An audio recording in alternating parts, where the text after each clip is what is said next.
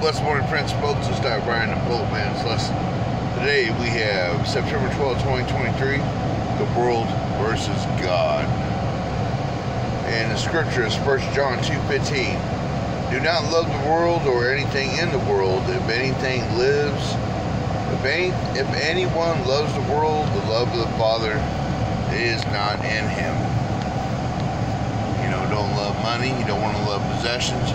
Of course, you want to love your wife, and a wife wants to love her husband, but don't put that wife or husband before the Lord. You know what I'm talking about? I did that with Annie before I buried her. 17 years, and I paid the price each and every time for that, but I always returned back to the Lord, and in the end, both of us returned back to the Lord, and our marriage was saved. She was saved. And the hardest thing I've ever done in this life was bury her, but she leaves me with peace that surpasses all understanding. She says all we need to do is forgive one another, love one another, check on someone, tell them you love them today. But that's all that God really wants, and that was Annie. Well, hey, how went it now? Back by Feather Woman. We have a quote from Helen H. Limmel. The things of earth will grow strangely dim in the light of His glory and grace. And now let's get in it. In word, God so loved the world, so begins one of the most familiar verses of the Bible. John 3:16. But if God loved the world, then we are to be like God in our affections. Why does God tell us not to love the world? Because the world of which Jesus speaks is the beautiful creation of God, including the souls of men and women. But the world of which John speaks is the corrupt systems we encounter every day. Economic systems, political systems, cultural systems, and more. Anyone who falls in love with these, who wants to hang on to them rather than to pursue the kingdom of God, has chosen the wrong kingdom. He has forsaken the treasures of God for the trinkets of simple humanity.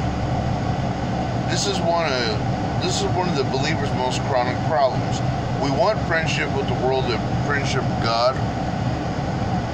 We want to love both, but our desires are like those of a husband who wants to love two wives, or a wife who wants to love two husbands.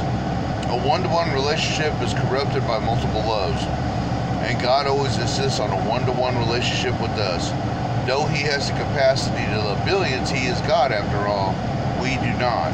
If He is not our highest affection, we are adulterers, and He is jealous. He will not be one of our many treasures. He wants all or nothing. Indeed, the conclusion. Our pursuit of wisdom will compel us to choose between God and our other loves. As much as we'd like to, our hearts cannot balance both, God and anything else. And our pursuit of wisdom will dictate which one is the rational choice. It should be obvious that the one who designed us for Himself would leave us unfulfilled with our other suitors. Only He could satisfy, because we were created only for Him. Do you struggle with dissatisfaction? Perhaps you have invested your affections in something that is ultimately unsatisfying. Forsake it and turn your heart toward God. He alone can fill our hearts.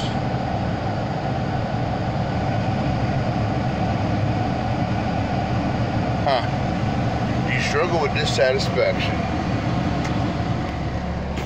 And when you come to the Lord, in the Word it says that all your days will be satisfying.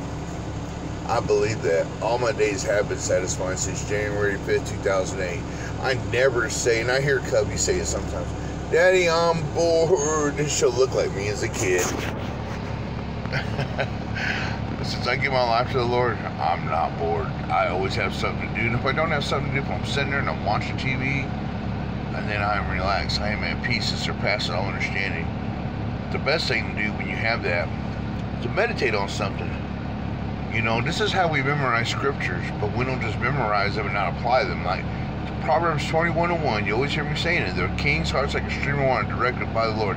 He guides it wherever He pleases. Everything that you've gone through in life, you're meant to go through it because God brought you through it. He gives you His love, and that love gives you peace that surpasses all understanding. For it is a love that puts others first and puts itself last. It is a love that is not irritable. It is a love that overlooks all wrongs. All wrongs. It is a love that endures everything. And it is a love that suffers long.